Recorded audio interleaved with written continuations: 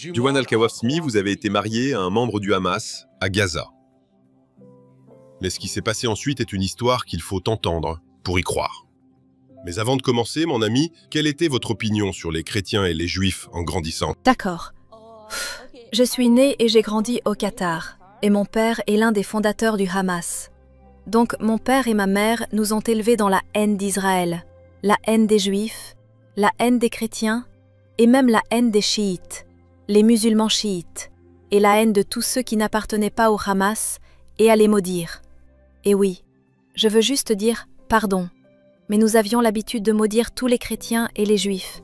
Nous pensions que nous devions les tuer parce que c'est ce que dit le Coran.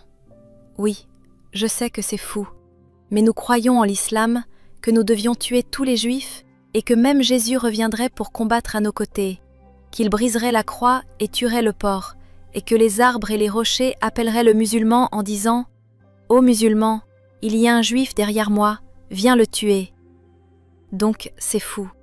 Waouh! Donc votre père était l'un des membres fondateurs du Hamas. Vous avez ensuite été marié à un membre du Hamas à Gaza. Comment avez-vous connu Jésus? D'accord. J'ai été mariée pendant 13 ans à Gaza, c'était entre 2002, où j'ai déménagé à Gaza, et en 2012, j'ai commencé à me poser des questions parce que j'ai vu ce que le Hamas faisait à Gaza quand ils ont pris le contrôle. Ils ont dit que nous venions pour instaurer l'égalité pour tous, et ils ont fait des promesses aux gens, mais rien ne s'est produit. Et ils disaient détester le Fatah, l'organisation qui contrôlait Gaza avant le Hamas, et ils ont demandé aux gens de leur donner leur voix aux élections. Et j'ai donné ma voix au Hamas.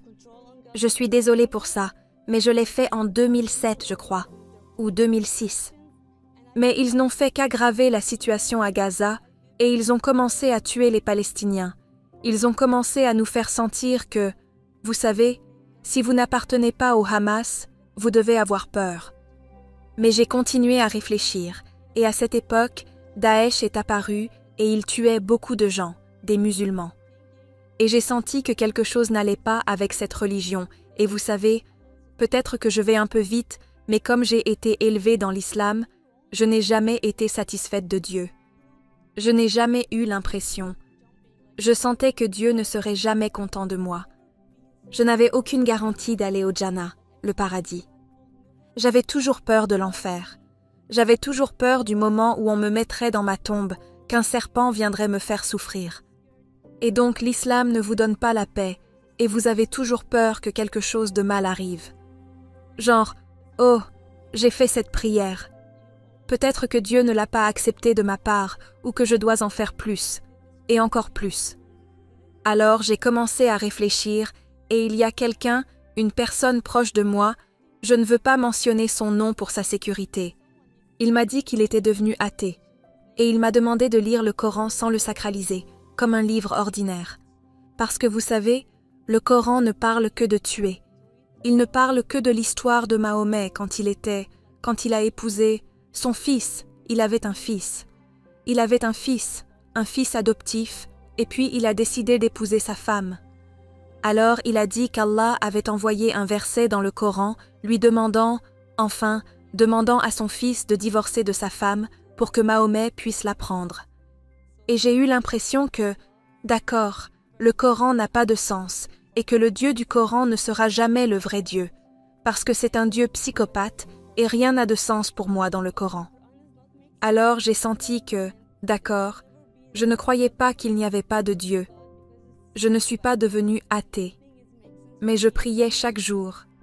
Dieu, si tu existes, je veux te connaître, je veux te rencontrer. Parce que je savais au fond de moi qu'il y a un Dieu. Je ne pouvais pas croire. Comme, vous savez, l'univers, tout ça. Et quand je priais Dieu de guérir, il a guéri mes enfants alors qu'ils étaient sur le point de mourir. Et j'avais quelque chose comme une certitude qu'il y avait un Dieu. Et j'ai commencé à prier. De 2012 jusqu'à 2014, il y a eu une guerre entre le Hamas et Israël. Et je me souviens que Tsahal a appelé mon ex-mari et lui a demandé d'appeler mes voisins parce qu'ils voulaient bombarder leur maison. Et il leur a dit que, oh, il n'y a personne à la maison, parce qu'Israël se soucie de la vie des civils. Ils appellent les gens avant de bombarder leur maison. Ils ne détruisent pas les maisons au hasard. Donc cette nuit-là, ils ont bombardé la maison de nos voisins. Et c'était si effrayant pour moi. J'ai senti que, oh, j'allais bientôt mourir. J'ai beaucoup pleuré. Et cette nuit-là, j'ai dit, Dieu, si tu existes, s'il te plaît, je veux te connaître. Je veux appeler ton nom. Je veux que tu me sauves. Alors, cette nuit-là, j'ai rêvé et je me suis vue avec ma mère. Ma mère est décédée en 2005 et c'était en 2014. J'ai vu ma mère. Nous étions assises sur le balcon et la lune était immense et s'est approchée de nous. Et ma mère m'a demandé de regarder la lune et j'ai vu le visage de Jésus sortir de la lune. Et il me parlait en arabe et il a dit « Ana Rab Yeshua » comme « Je suis le Seigneur Jésus ». Et il me parlait. Mais ce dont je me souviens, c'est qu'il disait « Tu es ma fille, n'aie pas peur ».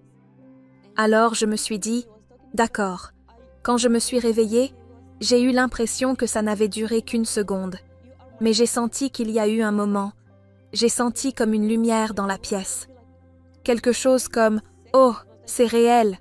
Je n'avais jamais entendu le nom de Yeshua auparavant, car dans le Coran, nous l'appelons Isa. Je n'ai jamais côtoyé de chrétiens. Ma communauté est à 100% musulmane. Quand j'étais au Qatar, les écoles sont à 100% musulmanes. Et mes activités consistaient à aller au centre islamique et à mémoriser le Coran. Et je n'ai jamais rencontré de chrétiens dans ma vie, des gens qui seraient venus me parler de Jésus. Personne ne m'avait parlé de lui avant. Mais quand j'ai entendu ce nom, j'ai trouvé que c'était un nom magnifique et qu'il est un Dieu magnifique, et j'ai ressenti une paix dans mon cœur.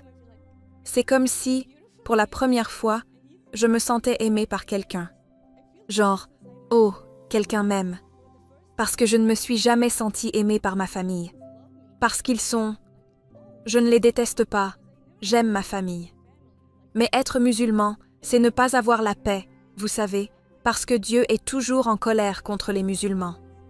Dieu est toujours en colère. Donc oui, j'ai senti que quelqu'un m'aimait. Alors j'ai commencé à chercher son nom sur Google et j'ai trouvé une page chrétienne. C'était des chrétiens égyptiens et j'ai essayé de...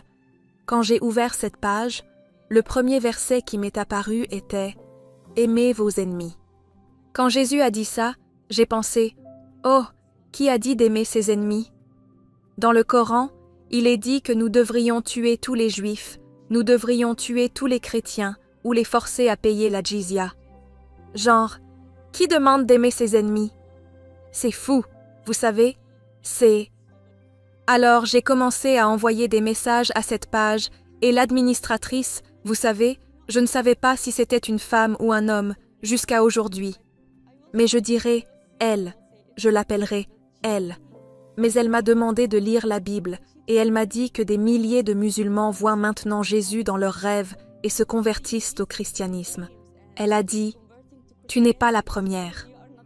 Je me suis dit « D'accord, c'est cool », parce que je pensais que ce n'était que moi, vous savez, quand j'ai commencé à y penser. Et le plus drôle, c'est qu'avant de devenir chrétienne et de voir Jésus, quand j'entendais que quelqu'un devenait chrétien, se convertissait au christianisme, je me disais « Oh, il ira en enfer, c'est certain, ce type ». Vous savez, et maintenant c'est moi, acceptant Jésus dans ma vie, et j'ai commencé le voyage avec lui. Waouh, waouh, waouh. Quel témoignage incroyable, extraordinaire. Je veux dire, waouh, loué soit Dieu, loué soit le roi ressuscité, Yeshua. J'en ai la chair de poule. J'essaie de ne pas pleurer en entendant votre témoignage. C'est d'une puissance incroyable. Nous devrons vous réinviter pour les épisodes 1, 2 et 3 parce que vous avez tellement de choses à partager. Laissez-moi vous poser quelques questions de plus. Vous avez dit que votre père était l'un des membres fondateurs du Hamas. Quel est le nom de votre père? Son nom est Abu Jafar. On l'appelle Abu Jafar. Son vrai nom est Muhammad Kawasmi. Mais comme mon frère aîné s'appelle Jafar, on l'appelait Abu Jafar in Kawasmi. Wow, wow, wow. Laissez-moi vous demander ceci. Quand vous avez été sauvé et que Yeshua s'est manifesté à vous et a transformé votre vie, vous savez, je peux sentir la joie du Seigneur qui émane de vous. Le Saint-Esprit est puissant en vous, mon ami. Mais quand vous avez été sauvé et que vous avez ensuite regardé votre ex-mari qui est membre du Hamas, votre père qui est membre du Hamas, le Hamas en général, comment cela a-t-il changé votre façon de voir ce qui se passe à Gaza? Oui, parce que vous savez, ce qui se passe à Gaza, tout est à cause du Hamas.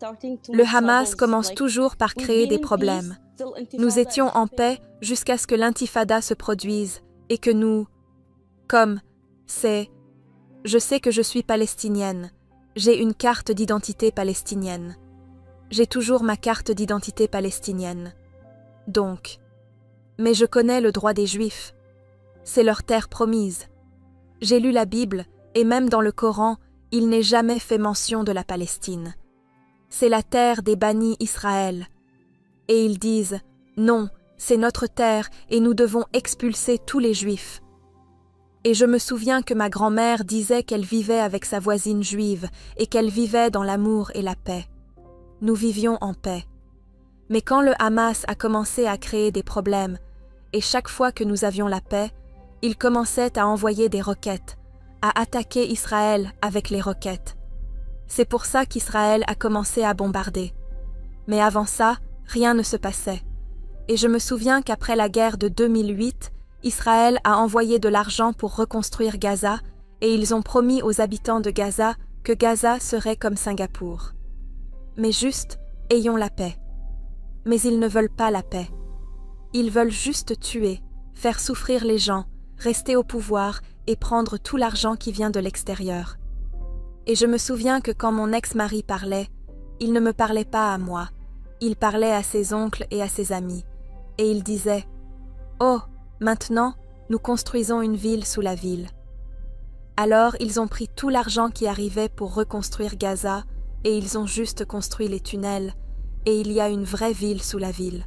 Mais ils n'ont jamais construit d'abri pour les gens, pour les enfants, jamais. Il n'y a pas un seul abri à Gaza. Tout est pour les tunnels. Tout est pour le Hamas. Ils se cachent maintenant et laissent les gens mourir, utilisant les humains et les enfants comme des boucliers humains. Ils ne se soucient pas de nos vies. Ils se soucient juste de leur position et de leur pouvoir, et ils veulent juste rester forts et garder le contrôle. Mais ils ne se soucient pas de nos vies, malheureusement. Waouh, oui. Encore une fois, je vais devoir vous réinviter de nombreuses fois. Il y a tant de choses à approfondir. Mais peut-être, laissez-moi conclure avec cette question. Disons qu'une personne qui regarde cette vidéo vient d'un milieu islamique et commence à remettre en question sa foi. Ou quelqu'un qui a peut-être des opinions sur le Hamas qui ne sont tout simplement pas vraies. Quel serait votre encouragement? Que voudriez-vous dire? Qu'est-ce qui aurait été utile, par exemple, lorsque vous commenciez à douter de votre foi? Qu'est-ce qui aurait été utile que quelqu'un vous dise? En d'autres termes, imaginez encore, quelqu'un regarde cette vidéo et, vous savez, il a presque cliqué sur la vidéo parce qu'il veut être en désaccord avec des choses ou quoi que ce soit d'autre. Qu'aimeriez-vous dire à mon ami qui regarde? D'accord. N'ayez pas peur de réfléchir, d'utiliser votre cerveau. Ne prenez pas tout ce qu'ils disent comme un fait, parce que nous prenons tout ce qu'ils disent comme un fait. Mais nous devrions réfléchir. Et vous devez vous pencher sur l'histoire récente. Il faut lire, il faut ouvrir son esprit. Pas seulement à cause de nos émotions. Genre, oh, le Hamas protège Gaza. Non, ce n'est pas le cas. Si je veux dire qui est notre ennemi, c'est le Hamas. Le Hamas est diabolique. Le Hamas ne se soucie pas des Palestiniens. Ils ne se soucient pas de... Ils veulent juste tuer. Ils ont cette culture. Comme, si nous nous faisons tuer, nous allons au Jannah. Nous profiterons des 72 vierges et ils prennent les enfants dès l'âge de 4 et 5 ans, les amènent au cours de mémorisation du Coran et commencent à leur apprendre à haïr Israël et à utiliser des armes. Et croyez-moi, dès 4 et 5 ans, ils commencent à faire ça avec les enfants. Et je sais que ce n'est pas facile quand on est élevé dans quelque chose et qu'on voit ses parents et toute sa famille y croire. Mais mon conseil, c'est n'ayez pas peur de réfléchir, n'ayez pas peur de poser des questions. Parce que dans l'islam, vous n'êtes pas autorisé à réfléchir et à poser des questions. Vous devez simplement obéir. Mais Dieu nous a donné Il nous a donné ce cerveau et il nous a donné le Saint-Esprit pour lui demander et pour trouver un chemin. Eh bien, je vais vous dire, je suis allé en Israël et dans les territoires palestiniens 30 fois. Et les gens demandent toujours, quelle est la solution? Comment régler ça? Et je dis toujours, c'est un seul mot, c'est un seul nom, Yeshua. Et vous en êtes une incarnation vivante. Je suis bouleversé encore une fois. J'ai eu la chair de poule tout ce temps. Je suis tellement impatient de voir ce que Dieu va faire en vous et à travers vous, mon ami. Vous êtes une personne incroyable et vous savez, la joie émane de vous. Mais pour mon ami qui regarde, qui vient peut-être d'un milieu islamique, Dieu m'a donné un verset. Je terminerai avec ça. Vous savez, dans l'islam et la tradition islamique, si vous doutez, si vous questionnez, c'est une mauvaise chose, n'est-ce pas? Mais que se passe-t-il quand Thomas, un disciple de Jésus, doute, a des questions, n'est-ce pas? Et Thomas dit ceci, il leur dit, « Si je ne vois dans ses mains la marque des clous, et si je ne mets mon doigt là où étaient les clous, et si je ne mets ma main dans son côté, je ne croirai point. » Ceci se trouve dans Jean, chapitre 20, versets 25 et 26. Une semaine plus tard, ses disciples étaient de nouveau dans la maison et Thomas était avec eux.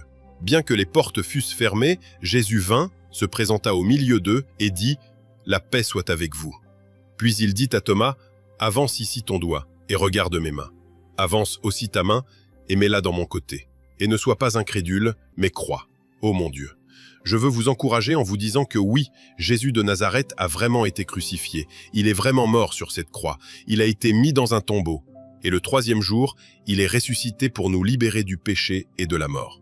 Ce n'est pas seulement ma croyance, c'est la vérité. Et je veux vous encourager car je sais que Yeshua tire sur les cordes de votre cœur en ce moment même. Laissez-le entrer, car il est la vie et il est venu pour vous donner la vie, la joie et la liberté. Exactement comme pour mon ami ici. Et je crois. Je crois que Jésus aime les musulmans. Il nous aime tellement, il veut que nous soyons libérés de cette peur, Il veut nous affranchir. Nous n'avons plus besoin d'avoir peur. Nous devrions juste tourner nos yeux vers Jésus et croire qu'il est le chemin. Il est le seul chemin. Et c'est le plus grand homme qui ait jamais existé. Il est le plus grand homme qui ait jamais existé. Personne d'autre. Amen. Amen. Eh bien, Juman, que Dieu vous bénisse. Merci beaucoup. Merci beaucoup.